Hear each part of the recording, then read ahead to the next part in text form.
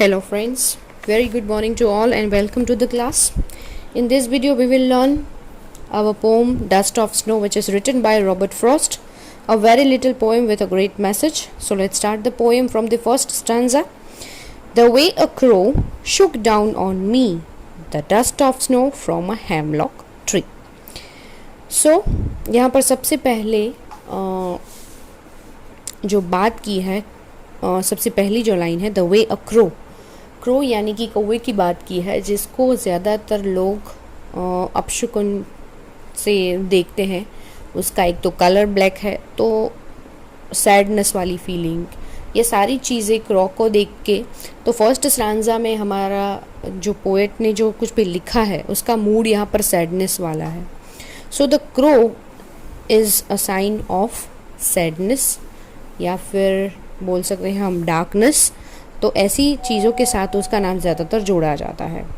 So the way a crow shook down on me, shook यानी कि हिलाना, on me the dust of snow, dust यानी कि यहाँ पर धूल मिट्टी की बात नहीं की है, पर यहाँ पर बर्फ़ की बात की है कि एक ट्री है जिसके ऊपर पूरी वो बर्फ़ से कवर हो गई है, और जब एक कौवा जो है वो उसकी ब्रांच पर बैठता है और जैसे ही उस ब्रांच को वो शुक करता है, बाय शेकिंग द ब्रांच पर जो भी फ्रॉस्ट यानी कि जो बर्फ़ लगी हुई है वो धीरे धीरे से नीचे जो खड़े हैं पोएट उसके ऊपर गिरती है। The dust of snow from a hemlock tree, hemlock tree it's a poisonous plant with a small white flowers.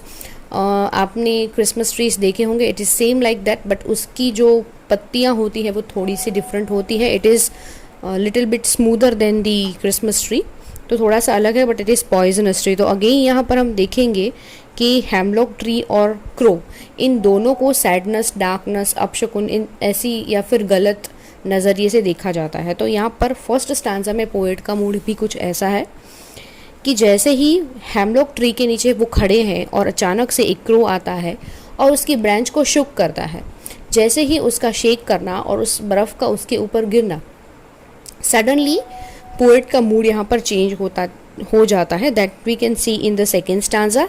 Has given my heart a change of mood and saved some part of a day I had rued. Has given my heart a change of mood, तो यहाँ पर जैसे ही वो बर्फ़ उनके ऊपर गिरती है, अचानक से पोएट का मूड भी थोड़ा सा चेंज हो जाता है। उसके दिल से ये जैसे आवाज़ आती है कि उसको कुछ अच्छी फीलिंग आती है अंदर से। सो बाय हार्ट उनका मूड थोड़ा सा चेंज हो जाता है। And saved some part of a day I had rued, rued का मतलब है यहाँ पर हेल्ड इन रिग्रेट।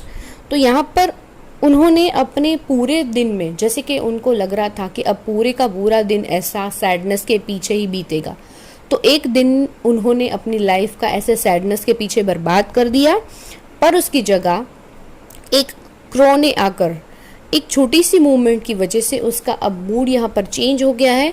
तो उस पूरे दिन को बर्बाद करने की बजाय दिन का थोड़ा सा पार्ट जो भी अब बचा है वो अब अच्छा लगने लगा है, तो वो दिन उनका वेस्ट नहीं हो रहा।